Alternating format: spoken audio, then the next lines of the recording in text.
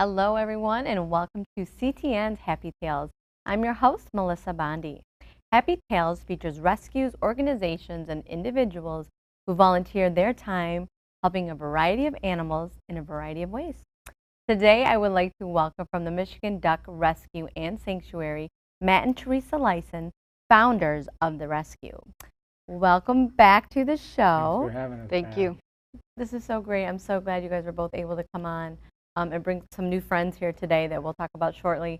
Again, one of my favorite organizations that I've featured on the show. So Thank you. real briefly, let's just talk about, Matt, you can fill us in real quick. When did you both get started with this organization, and how did they get started? We rescued our first 5 ducks back around 2006, the summer of. We just built a house in 2005, and I went to a feed store to get some grass seed to start planting grass. And they were asking people that came in if anybody was willing to take 5 ducks that were just abandoned and they needed a home. So we have an acre pond butts up to our property, on our property. So I said, sure, I'll take it. How hard could it be? So we took them, and the next thing you know, we have a few hundred, and we have an organization that went public, and it just continues. A few hundred, that's funny. You went from 5 to a few hundred in a Yes. matter of, oh my gosh, you're You looking say at 10, 11 years, yeah. but probably it really took off a couple years ago when we went public. We Okay. did everything for the first 6 or 7 years kind of privately. We were saving them, not making a big deal, but some friends and family had suggested to go public, more so to get the word out and try to get public service where you can tell people what's bad about getting them, what's good about Okay. trying to keep people to not buy them when they're not aware of what they're getting. So like the education part of it was, Exactly. you were like, well, we need to, Educate people as to if they're going to get them, these are the things they need to know. So we've learned quite a bit over the years. Like anybody, we didn't know a lot when we started. And most people, when you come to get anything, you don't know anything pretty much when you get started. So you learn and you read and you listen to people and you talk to people that know what's going on. yeah. You don't just, one of the things, don't go to Google and just punch in, what do I do with that? Because you get some of the most ridiculous people responding to you just to talk. You get so misinformed when you do that. So if you do get ducks and you do want to learn about them, don't just type something in at Google. Ask people that really know what they're doing. Okay. Now, well, let me ask, are there other organizations like yours? I feel like there are not. Very, very few. There are Yeah. some organizations that deal with a lot of different animals, and then they have ducks as kind of a little subset of what they do. But what we do is pretty unique because there are only a handful of organizations in the country that deal specifically with ducks. But I don't believe there's anything on the scale of what we do, because we actually go out in canoes and kayaks, and we actually rescue and bring them home, and we're a sanctuary that keeps them. So we don't just have them brought here, then adopt them out. We do the whole from start to finish. We actually rescue them and then keep them. So Okay, yes. So we should probably let people know, like you're a sanctuary, meaning these ducks are not up for adoption. correct. Yeah. So do you get calls for folks wanting to adopt ducks? We actually do, and what I try to tell people is go on Craigslist, try to find people that have purchased them that no longer want them for whatever reason they may have. Try to get them that way. You might pay a couple dollars, $5 or $10, but you're rescuing a duck. Okay. Right. Don't buy them as babies. That's the worst thing you can do, because you continue the cycle. You have a lot of these stores, namely Tractor Supply and a lot of other farm feed stores that just churn these babies out year in, year out. I mean, it's nonstop, and it's all impulse purchasing. So they go in there with their little 2-year-old kid, and the child says, I have to have that, starts crying for, all right, we'll get it. They have no clue what it's about. And from my experience, I would say 89 out of 90 are going to end up either dead within a year, end up in a pond, end up in a parking lot, end up in somebody else's possession to take care of for the rest of their lives. Okay. People just have no idea what they're looking for. Okay. Theresa, tell us, when you got started in this, and both of you did this obviously collaboratively together, were you like, oh my gosh, I have a passion for ducks, I need to do this, or how did this come about? Well, it was definitely Matt's passion. Okay. But I'll be honest, I love them to death. Yeah. And now it's about we have to save the duck, every duck that we can. Okay. Because there's a lot of stories, a lot of happy stories. Yeah. But a lot of very sad stories, and it does get overwhelming. But we push through it, and help with volunteers and things like that. Right, and I've seen your stories. I love them actually on Facebook when you do have the time to post them, because I know that's an issue on timing, of course, social media. But your stories are so thorough, and the photos are wonderful. I know we've had some, that I've seen happy ones and not so happy. But I feel like more of that brings awareness, especially to that platform.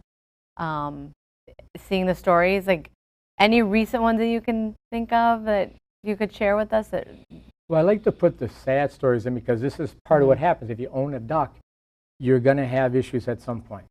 You're going to have bumblefoot on the feet. You're going to have possibly a broken leg. Your duck is going to get lice, which is the poultry lice, which little rice-like tiny things on their bodies that will eat the blood out of them. So you have to be prepared to see them and treat them with the poultry dust.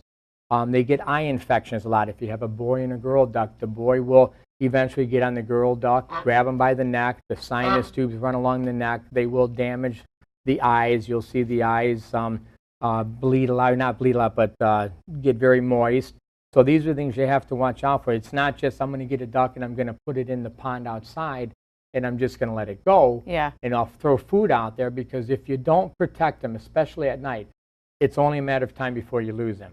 I've had people say, well, I can't take my ducks any longer, but I'd like to, give them somewhere. I haven't had any problems for 3 years. And I might say, depending on the circumstance, okay, bring him by or bring her by. And the next day they were planning to come out. They said, well, it's gone. So they could have had it for all this time, but it just takes one night. And people don't understand, well, I've had it out for weeks. I don't need to, nothing's gotten it, because nothing knows it's there. The minute something passes, a coyote, a fox, a hawk, you have to protect it at night. And that's the biggest problem we have, is people don't protect it. And it's going to get taken. And luck runs out.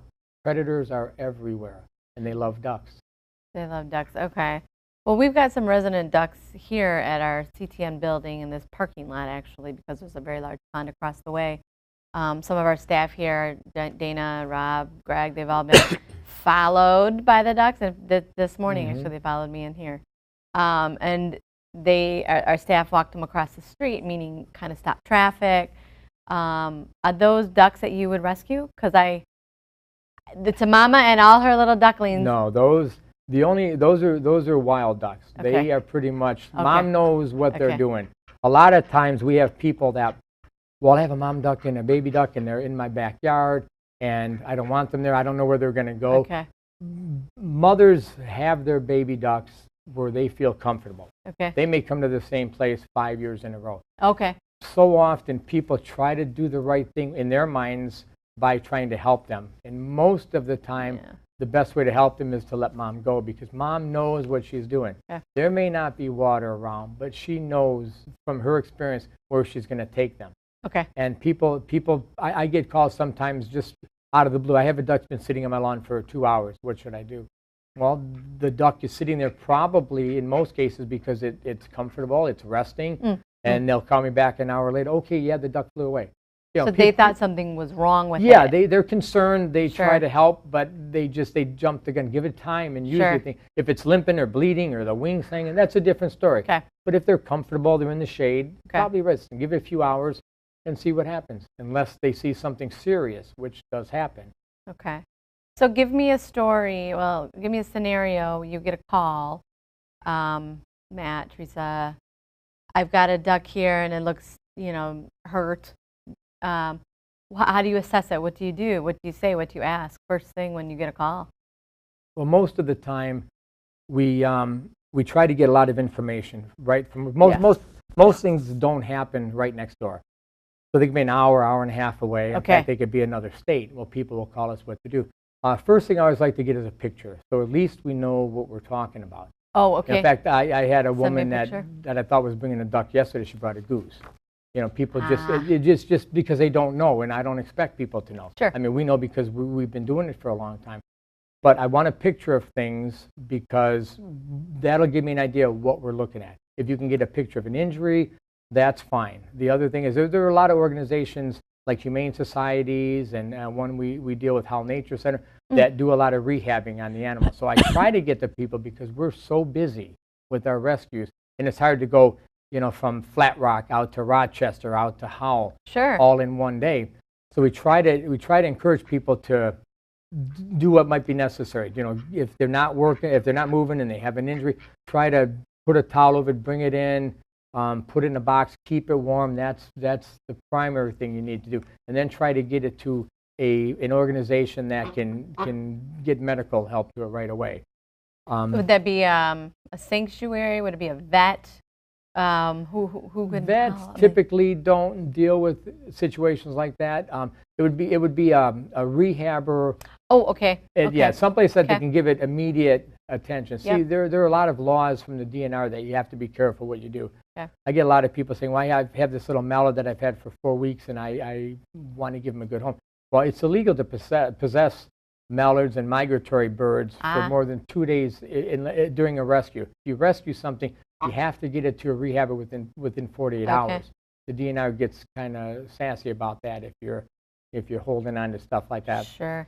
So you want to get it over to the right place as soon as possible. Also for the bird, because most people don't know what to do with it, which nobody would expect them to. So you want to get them somewhere quickly because time is always of the essence when there's an injury. You want to get them someplace where they can be taken care of and administered medications or whatever as soon as possible. Okay. But then the domestic end, we get people saying, I've had a white duck swimming in my lake for 3 weeks now. Right away, the first thing we would think is that it's a Pekin duck that was dumped out there.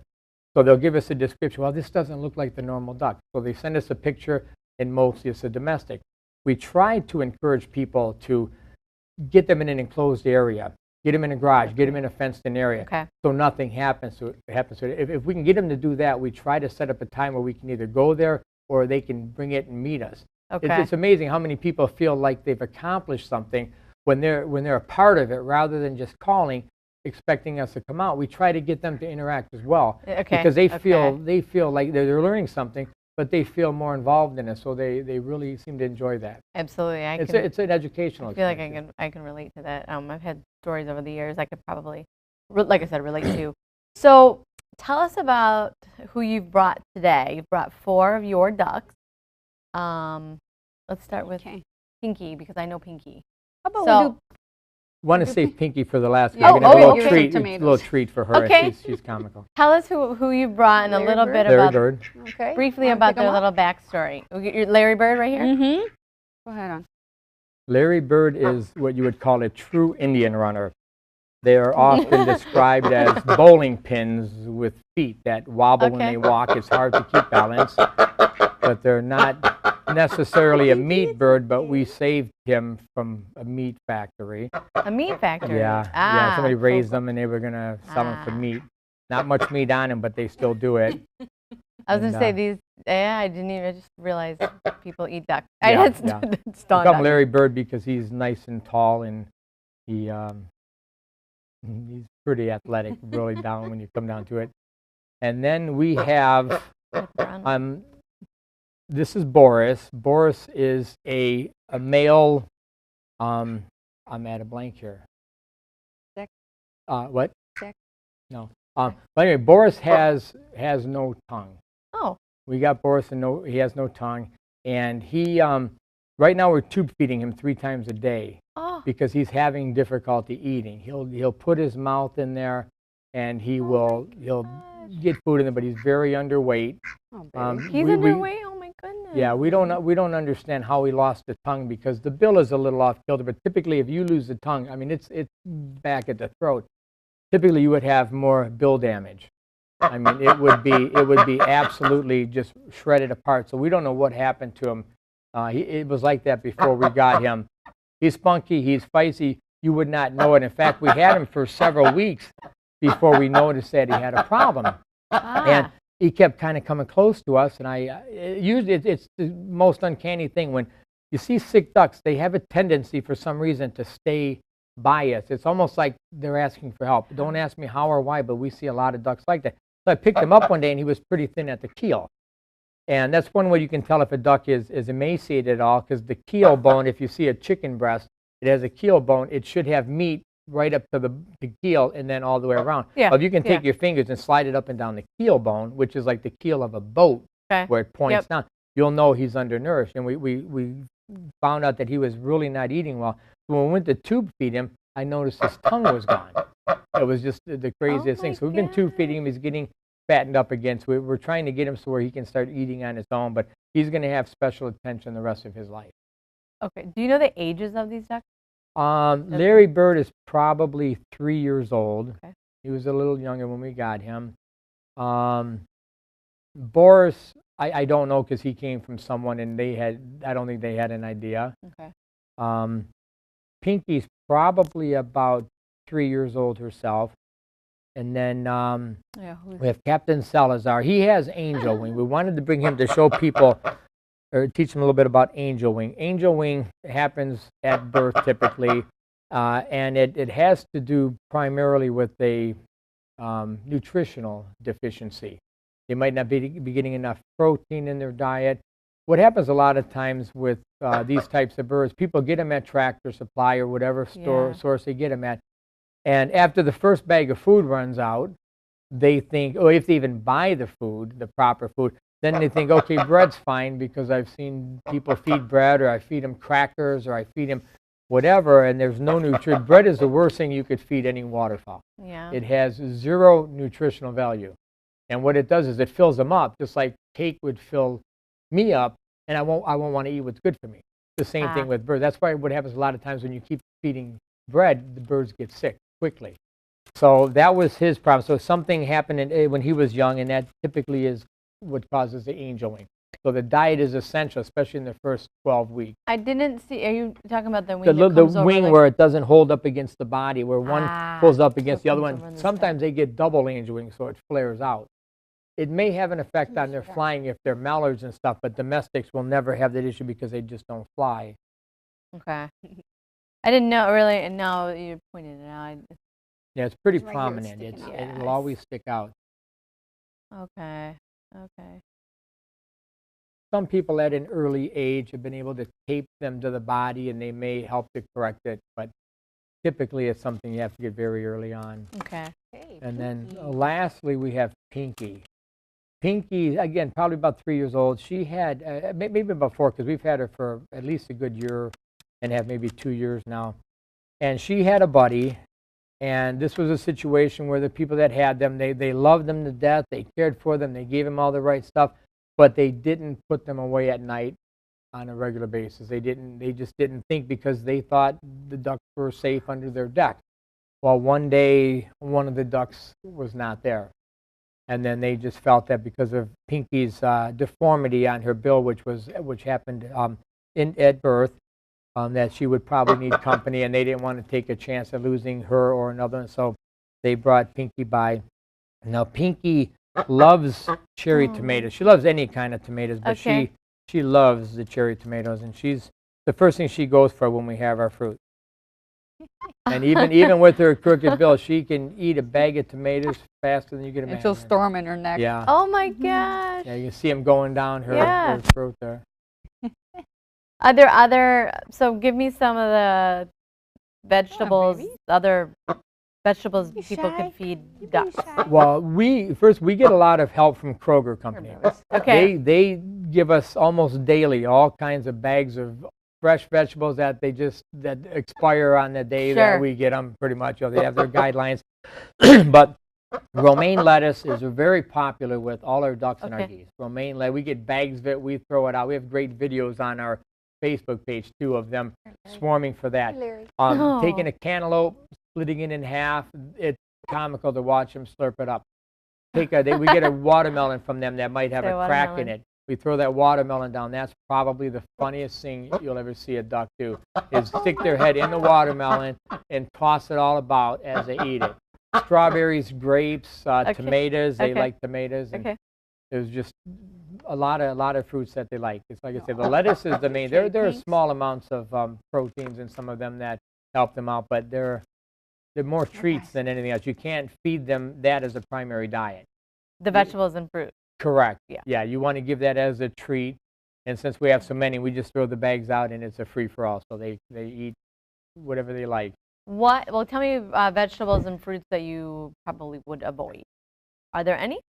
Gosh, offhand, I didn't fight for that. Offhand, I can't think of it. Avocados are one thing. Well, we have parrots as well that we've rescued, and avocado will kill a lot of from the pit. Yeah, I believe the pit and just the concentration of what's in the fruit itself. Okay. But yeah, another thing, like with the birds we can't feed them anything with natural seeds in them, like apple seeds, because there's cyanide in there, and I believe that's what it is that will eventually cause a problem with them. But you figure anything that's out in the wild, the Canada geese, they eat a lot of the natural stuff from trees and all that, and same with our geese. They eat the apples off of our trees. Okay. Anything that would grow, they'll pretty much eat. So that's the way we kind of. You mentioned some tropical birds at your sanctuary right now. Is that common? Is that what brought those birds there? We had, probably 10 years ago, we had bought 4 birds, Kaique, and they were our pets. And then we started to rescue, it just happened, like these guys just happened. We started to rescued a canary, and then the next thing you know, we rescued a blue and gold macaw, a couple of, a scarlet macaw, which we just got him about 2 weeks ago. Okay. He ended up being originally part of a drug deal, crack payoff, and he got into certain hands, and then somebody ended up with him, and then we were able to get him from there. The last people had him were pretty good, but they couldn't care for him any longer. Okay. So he's our latest addition. Okay. All the stress he's been through, he's picked himself clean, his chest. And we have another girl, Maxie, who we rescued. It was a sad situation out in the Romeo area, I believe. They had, and this is one thing you can't do. If you have 2 birds, you can't take one bird away from another bird. Okay. And when they took a macaw away from this girl, and she just picked herself raw. Oh.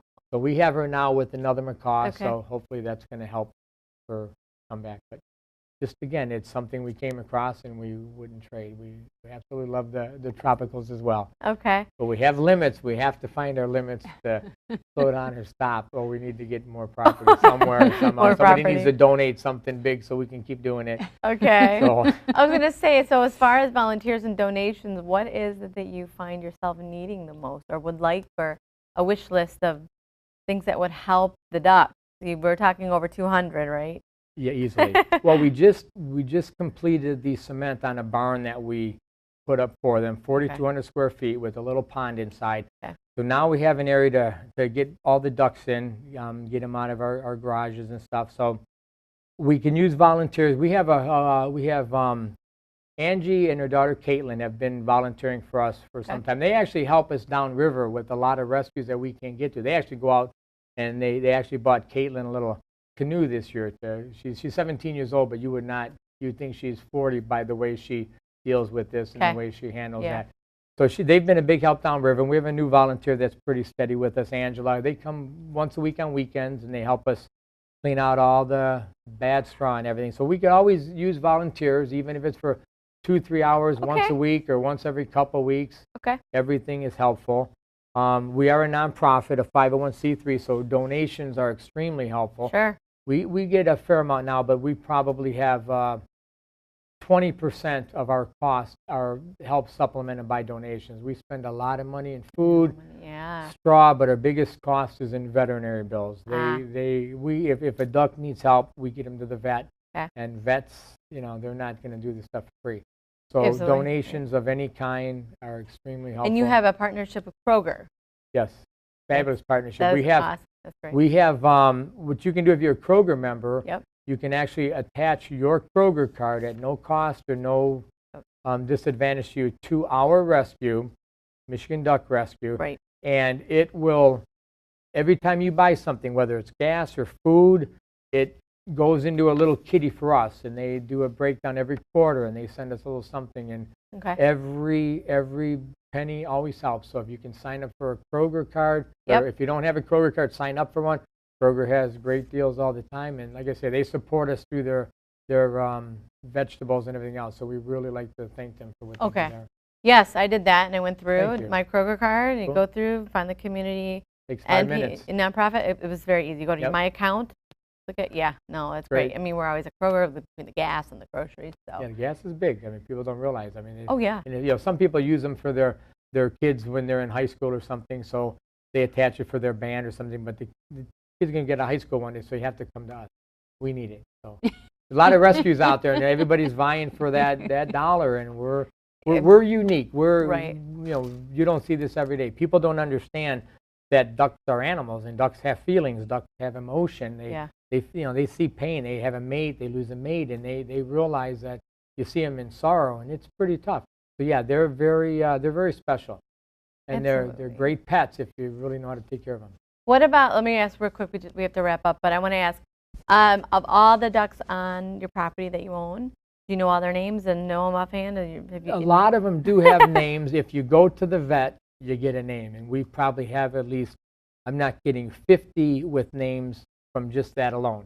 If we get ducks that haven't been to the vet, there's typically going to be some characteristic on a duck that's going to lead us to a name of some kind or a place. We have one that comes to mind right now. We got a duck from Washington Township. The girl, she was pretty beaten up and injured. Well, we called her Martha Washington.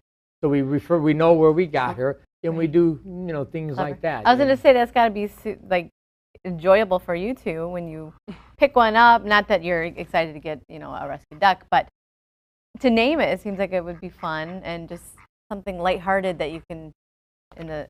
Oh yeah, we had another one that comes to mind. It was picked up on Graham Street in Redford, and Caitlin named it because she was the one that got it.